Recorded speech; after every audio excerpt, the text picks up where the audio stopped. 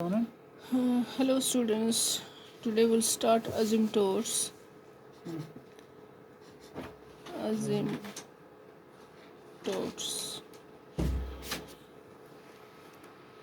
What are the asymptotes? What is an asymptote? Definition पहला ये है that it is a line. It is a line. Okay. Second, it tends to touch the curve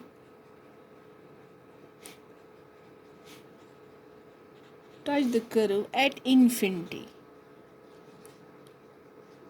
Okay. Number one, it is a line. Second, it tends to touch the curve at infinity. Okay. Now I will write types of asymptotes. Types of asymptotes. First, I will concentrate on this. Number one, it is a line. Listen, students, this is x-axis and here this is y-axis. Okay. I will draw lines. This asymptotes. Here I will say this is a line. So these are the lines parallel to x-axis. Okay. These are the lines parallel to x-axis. X-axis. Because it is a line. So this asymptote is a line parallel to x-axis. और second is that ये line है. So these are the asymptotes. These are the lines parallel to what? Parallel to y-axis. Lines parallel to y-axis. And कभी कभी lines ऐसे भी draw होती है like this. Okay, like this. So these are known as oblique or inclined lines. Okay, these are such type of asymptotes are also there. So this is a concept of line. These are oblique. ना तो ये parallel axes के हैं ना y axis के हैं. They are only inclined lines or you can say oblique lines. तो ये है concept of a line. Second is it tends to touch the curve at infinity. How? See, students, concept of second, this one definition. It tends to touch the curve at infinity. This is x and this is y. Okay. I will draw a line parallel to y-axis. This is an asymptote. This is a asymptote parallel to y-axis. Now curve. Here is a curve. Here is a curve which touches this asymptote at infinity. Basically, it touches the infinity. It touches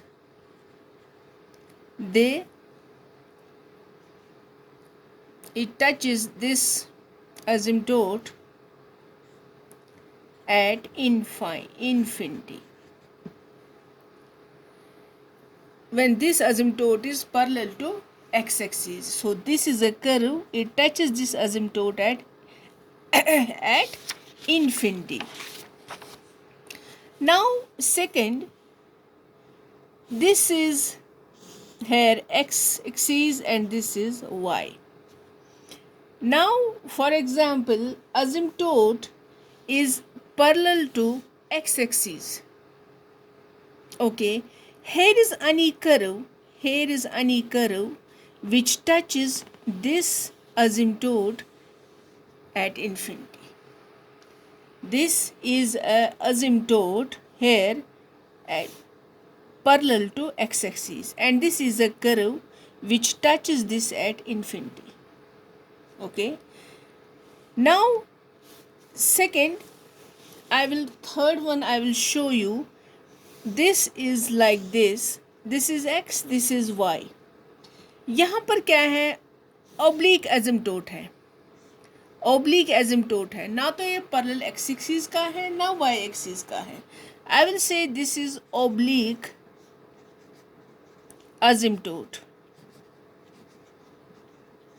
Okay, so how the any curve touches this oblique asymptote? It never touches, basically it touches this at infinity. This is a curve, this is a curve, so it touches this oblique asymptote at at infinity. यहाँ पर जो मैंने लिखे हैं types of असिम्प्टोट्स, यहाँ पर हम लिखूंगी number 1 asymptote parallel to x axis. चलिए मैं यहाँ पर लिखती हूँ, थोड़ा सा देखिए टाइप्स ऑफ असिम्प्टोट्स. यहाँ पर मैंने लिखा है number 1 is asymptotes parallel to x axis. ये है first type of asymptote. Second is parallel to y axis. जो मैंने ये एसिम्प्टोट्स आपको दिखाए हैं. Third one is oblique, or you can say inclined, or you can say slanting asymptotes. जो ये parallel to x axis and parallel to y axis है, इनको कभी कहा जाता है रेक्टेंगुलर एसिम्प्टोट्स भी, rectangular asymptotes. Okay, so this is a concept of asymptotes. अब चलिए मैं आपको एक एग्जाम्पल में ये थोड़ा क्लियर हो जाएगा कि कैसे हम किसी कर्व के एसिम्प्टोट्स का पता करेंगे. स्टूडेंट्स, लास्ट टाइम मैंने आपको बोला था कि if you have a variable, this is x square और x3 और वाई स्क्वायर वाई क्यूब, इसका जो ये स्क्वायर है this is known as power. So power is here 2, here is power 3, here is 2 and here it is 3. So this is a power. Now if you have like this x square y square plus a square y square plus b square x square, okay, plus x plus ay, अगर आपके पास कभी variables ऐसे होंगे, आपको क्या काम करना है, आपको डिग्री का पता करना है. डिग्री मैंने आपको लास्ट टाइम बोला था कि आप कैसे डिग्री पता करोगे. This is x square, this is y square. जो वेरिएबल्स का डिग्री जो है इनको ऐड किया जाता है. सो इसका डिग्री क्या है, this is x square y square, so 2 plus is 4, so here degree is 4. इसी तरह अगर मैं बोलूँगी a square x square, this is a constant, तो कॉन्स्टेंट का डिग्री कंसिडर नहीं किया जाता है, उसके साथ जो वेरिएबल है उसका डिग्री कंसिडर किया जाता है. What is here power, this is 2, so degree is 2. ये मैंने आपको लास्ट टाइम बोला था. टेंजेंट शायद इसमें पार्शियल डेरिवेटिव्स को पता करने के लिए मैंने आपको ये लास्ट टाइम बोला हुआ था. ओके, चलिए मैं आपको एक क्वेश्चन हम लिखूंगी मैं यहाँ पर. Find the asymptotes of the curve, find the asymptotes of the curve. Curve क्या है, x square y square minus a square y square minus b square x square plus a x plus b y plus c equal to 0.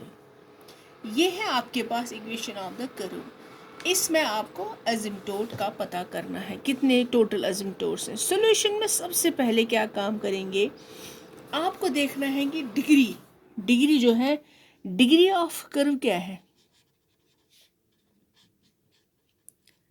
Degree of curve क्या है बताए। यहाँ पर देखिए, this is here 2, this is 4, यहाँ पर ये square है एंड दिस इज कॉन्स्टेंट, तो इसका डिग्री कंसिडर नहीं करेंगे। This is 2 here, this is also a constant b square, लेकिन यहाँ पर वेरिएबल है एक्स स्क्वायर, तो 2 हो गया कि डिग्री। यहाँ पर 1 है, यहाँ पर 1 है एंड यहाँ पर देयर इज नो 0। लेकिन डिग्री यहाँ पर आप, यहाँ पर तो आप बोलेंगे यहाँ पर 4 भी हैं, 2 भी हैं, 2 भी हैं। सो आपको क्या करना, आपको maximum degree among all the terms जो है वो कंसिडर करना है, ठीक है। यहाँ पर मैं लिख रही हूँ maximum degree among all the terms,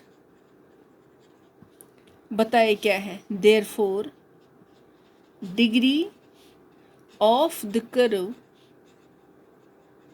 maximum degree क्या है यहाँ पर, दिस इज 2 + 2, दिस इज 4। इसका मतलब है कि अगर डिग्री ऑफ द कर्व जितना भी है, चाहे 2 हो, 3 हो, 4 हो, उतने ही एसिम्प्टोट्स उस कर्व के होंगे। ओके, उतने ही एसिम्प्टोट्स उस कर्व के होंगे। यहाँ पर मैं लिखूंगी number of asymptotes equaled degree of curve. So यहाँ पर क्या है, number of I mean this degree of the curve 4. So how many asymptotes will be there? 4. ठीक है, अब ये 4 आपको देखने हैं, पैरेलल टू एक्स एक्सिस है, पैरेलल टू वाई एक्सिस है और ऑब्लिक है। वो कैसे आप पता करेंगे, स्टेप 1 में आप देखेंगे कि क्योंकि आपके पास 3 ही टाइप्स के कर्व्स हैं, तो इन्हीं तीनों में आपको देखना है कि ये किस टाइप के एसिम्प्टोट्स हैं। यहाँ पर मैं लिखूंगी सबसे पहले asymptotes parallel to x axis. आपको क्या करना है, जो भी asymptotes parallel to x axis हैं, आपको इस क्वेश्चन में देखना है कि यहाँ पर जो है हाईएस्ट कोफिशिएंट ऑफ एक्स, जो यहाँ पर हाईएस्ट कोफिशिएंट ऑफ एक्स है, that you have to put equal 0। यहाँ पर मैं लिख रही हूँ put the coefficient of highest power of x equal 0, उसको पुट 0 करना है। अब बताए यहाँ पर एक्स के कोफिशिएंट्स क्या हैं, जो हाईएस्ट पावर है एक्स का, वो है यहाँ पर 2 है, यहाँ पर भी 2 है, यहाँ पर 1 है। सो इसका मतलब है हाईएस्ट पावर जो है वो एक्स का क्या है, 2, और इसका कोफिशिएंट क्या है, यहाँ पर वाई स्क्वायर है कोफिशिएंट, यहाँ पर बी स्क्वायर है। डजेंट मैटर कि कोफिशिएंट राइट साइड में हो या लेफ्ट साइड में हो, एक ही बात है। Coefficient is here y square, so that is y square minus b square equal to 0. Okay, so what will be y square equal b square, that is y is equal plus minus b। ये आपका आ गया 2, this is a one is y is equal to b and y is equal to minus b, 2 asymptotes parallel to x axis। Step second में लिखना है आपको asymptotes parallel to y axis। आपको, जैसे आप लोगों ने वहाँ पर coefficient of highest power of x को 0 रखा है, यहाँ पर आपको रखना है same, put the coefficient of highest power of y equal to 0। So क्या लिखेंगे आप? Put the coefficient of highest power of y equal 0। अब देखते हैं y का जो है हाईएस्ट पावर क्या है। यहाँ पर देखिए, यहाँ पर 2 है, दिस इज 2, दिस इज 1। सो इसमें से जो हाईएस्ट है दैट इज 2। अब बताइए कोफिशिएंट क्या है y स्क्वायर का, यहाँ पर x स्क्वायर, एंड यहाँ पर है minus a square, this is equal 0। So that is x square is equal to a square, that will be x equal plus minus a। अब कितने एसिम्पटोट्स आ गए? 2 parallel to y axis। So the asymptotes will be given as, यहाँ पर लिखेंगे so the asymptotes will be given as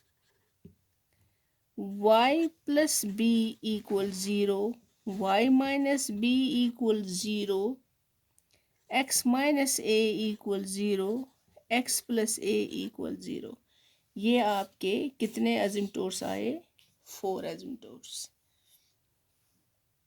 सो यहाँ पर आप लिखेंगे this is number 1। So here you will write, यहाँ पर मैं जा रही हूँ, the equation 1 is of 4th degree। ठीक है, so it cannot have more than 4 asymptotes। Thus the curve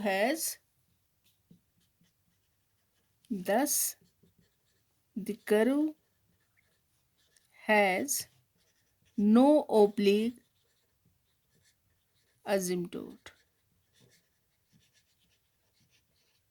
okay, क्योंकि आपके पास 4th degree of the curve 4 है, तो 4 ही एसिम्पटोट्स आपको मिलेंगे, उससे ज़्यादा नहीं मिलेंगे। वो 2 आ गए parallel to x axis and 2 आ गए पैरेलल टू y एक्सिस, तो ओब्लिक एसिम्पटोट होने का कोई सवाल नहीं है। अब मैं आपको एक और क्वेश्चन दिखाऊंगी।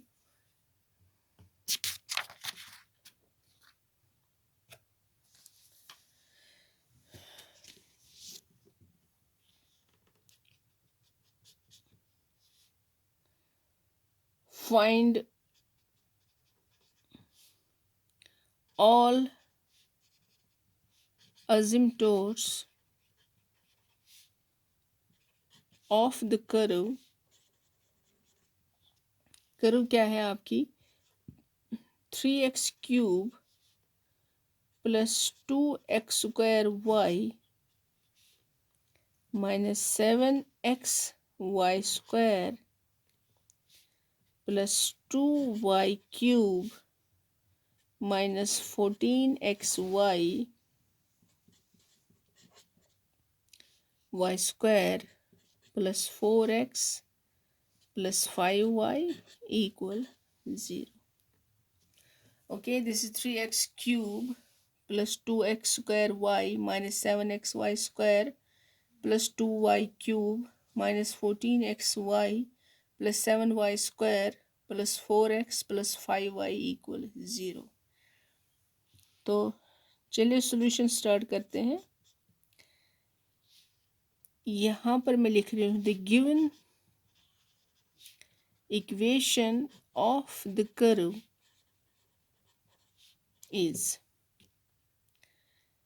सबसे पहले हाईएस्ट देखेंगे, डिग्री ऑफ द कर्व क्या है, बताइए। डिग्री ऑफ कर्व, यहाँ पर देखिए, this is 3, this is 2 + 1 3, this is 1 + 2 3 3, this is 1 1 2 2, so highest क्या है 3।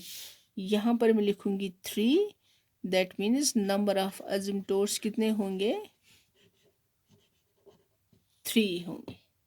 Okay, because the number of asymptotes depends on the degree of the curve. यहाँ पर मैं थोड़ा सा जो हाईएस्ट वाले पावर्स हैं उनको मैं थोड़ा अलग लिखती हूँ। जैसे 3x³ + 2x² y - 7xy² + 2y³, इनको अलग लिखते हैं। उसके बाद डिग्री 2 वाले आइटम्स लिखते हैं, वो क्या है 14xy, ये प्लस है, यहाँ पर मैंने माइनस को बाहर रखा है, so this will B -7y², बस इतने ही है। Then there is 4x + 5y = 0। ये आपका आ गया नंबर 1। अब उसके बाद स्टेप 1 में क्या है, step 1 is that put the coefficient of highest power of x = 0। Highest power of x क्या है, दैट इज उनके जो कोएफिशिएंट्स हैं उनको 0 रखने हैं, बट वो सारे कॉन्स्टेंट्स हैं। देखिए यहाँ पर x³ का कोएफिशिएंट क्या है 3, यहाँ पर देखिए x³ highest power of x³ बस x³ एक ही है, तो इसका कोएफिशिएंट क्या है 3, since the coefficient of highest degree terms. फिर उसके बाद देखते हैं y का क्या है, y का भी कांस्टेंट ही है, सो दोनों का कांस्टेंट है, that means the curve has no asymptotes parallel to x axis and y axis, because constants को कंसिडर नहीं किया जाता है। यहाँ पर मैं लिखूंगी सिंस द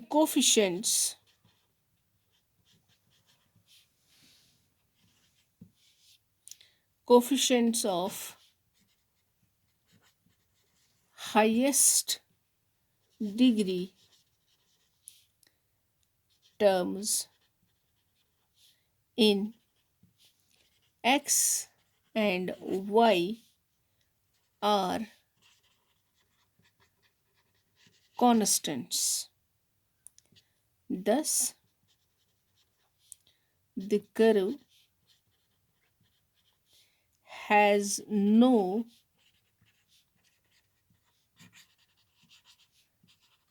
asymptotes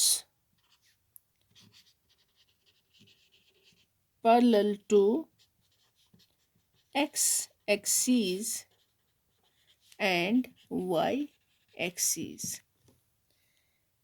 अब अगर एजिम्प्टोट्स ना तो पैरेलल x एक्सिस के हैं ना ही y एक्सिस के हैं, दोनों टाइप्स के एजिम्प्टोट्स नहीं है प्रेजेंट, दैट मीन्स आपको थर्ड टाइप ऑफ एजिम्प्टोट्स को ढूंढना है, and what is that, that is the oblique asymptote. यहाँ पर लिखेंगे हम टू फाइंड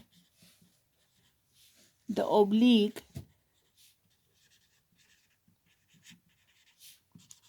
asymptotes। ओके, उसके लिए वर्किंग रूल है फॉर फाइंडिंग द asymptotes, ये मैंने लिखा हुआ है working rule for finding the oblique asymptotes, ये सारा लिखा हुआ है मैंने, इसके स्टेप्स हैं, तो ये मैं बाद में व्हाट्सएप पे डाल दूंगी, तो मैं एक एक स्टेप को लेके आपको दिखा दूंगी कि पहला स्टेप क्या है। First of all find phi, and phi is a function, okay, phi you can say z, you can say psi, you can say, but in asymptotes it's usually written as phi।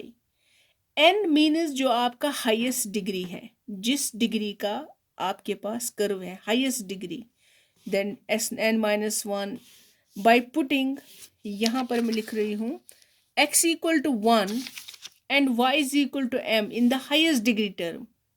फिर उसके बाद उससे जो next lower degree है उसमें आपको put x equal to 1, y is equal to m respectively in the given equation of the curve. Find this and this, find and dash. ये देखिए यहाँ पर मैं लिख रही हूँ, put x equal to 1 and y is equal to m in 1. Okay, तो आपको अब देखना है फाई एन एम जो है, जो ये एन है, ये है हाईएस्ट डिग्री. ये इसका हाईएस्ट डिग्री क्या है यहाँ पर? This is phi 3m. तो देखिए यहाँ पर देखिए ये सारे 3 डिग्री के हैं, 3 डिग्री के, इनको इसलिए मैंने अलग रखा था. अब इसमें से आपको x को 1 रखना है और y को m पुट करना है. बताइए क्या होगा ये? This will be 3 because x is equal to 1 plus 2 x is 1, y is m, 2m minus 7 x is 1, m is, this is y square, so y is equal to m, तो इस वजह से m square होगा, plus 2y is m cube, y is equal to m, लेकिन यहाँ पर y cube है, so this will be 2m cube. Okay, इसके बाद क्या दिखाना है मुझे? उसके बाद जो नेक्स्ट मतलब लोअर डिग्री टर्म होगी वो कौन सी होगी? Phi n minus 1m. That means 3 minus 1. This means 5 2m. वो टर्म्स जिनका डिग्री 2 है उनको ही ऐसे रखना है, x equal to 1 and y is equal to m put करना है. वो बताइए क्या होगा? यहाँ पर 2 डिग्री में ये है, this and this, so this will be minus 14m and यहाँ पर क्या है? Plus 7m square. इसको ध्यान से देखिए, प्लस 7m स्क्वायर. फिर उसके बाद नेक्स्ट लोअर डिग्री क्या है? 5n minus 2m. This is 1m. वो टर्म्स जिनका डिग्री 1 है वो कौन सा है? यहाँ पर देखिए, x power 1, y power 1, so this will B 4 plus 5m. ये आपको पता करना है. ओके, देन यहाँ पर जो ये है इन द स्टेप 1, ये आपका स्टेप 1 है for finding the oblique asymptotes. Then find phi n dash m. This is phi 3m dash. इसका फर्स्ट डेरिवेटिव, इसका 0 हो गया, इसका 2 हो गया, minus 14m plus 6m square. ठीक है, इसका फाई 2 डैश m, इसका भी फर्स्ट डेरिवेटिव. बताइए क्या होगा? This will be minus 14 plus 14m, 14 minus 14 plus 14m. Okay, अब अगर इसका देखते हैं, 5n minus 2m is equal to 1 dash m. इसका आएगा खाली 5, फर्स्ट डेरिवेटिव. चलिए, फिर उसके बाद सेकंड स्टेप इज, ये मैं साथ साथ रखूंगी. सेकंड स्टेप जो है, सेकंड स्टेप हमारा है equate 5n m equal 0 and solve for m. Let its roots be m1, m2, m3. क्या है इसका मतलब? This is step second. Step second is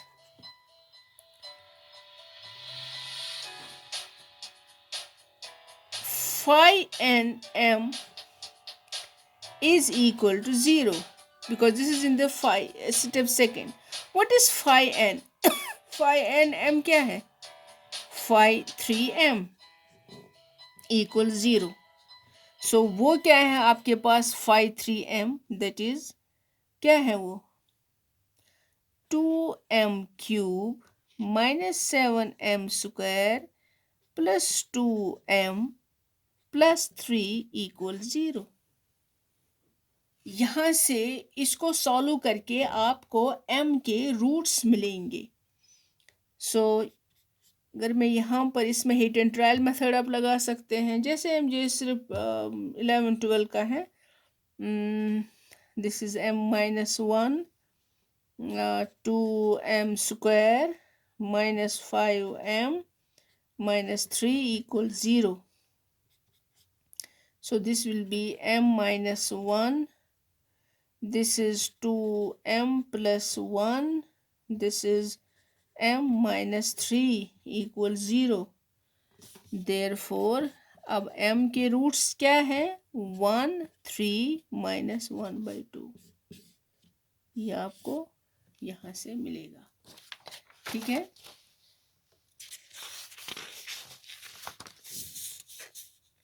यहाँ पर देखिए ये आपका हो गया स्टेप सेकंड हो गया आपका। इसके बाद आप जाएंगे कहाँ पर step third, find the value of C1। यहाँ पर आपको मिला equate phi n = 0 and solve for m, let its roots भी, यहाँ पर हमें रूट्स मिले। Find the value of C1 C2 C3 corresponding to the values of m1 m2 by using the equation. ये इक्वेशन को यूज करके आपको C का पता करना है हर एक रूट के लिए अलग अलग से। अब देखिए यहाँ पर क्या मैं लिखूंगी, नाउ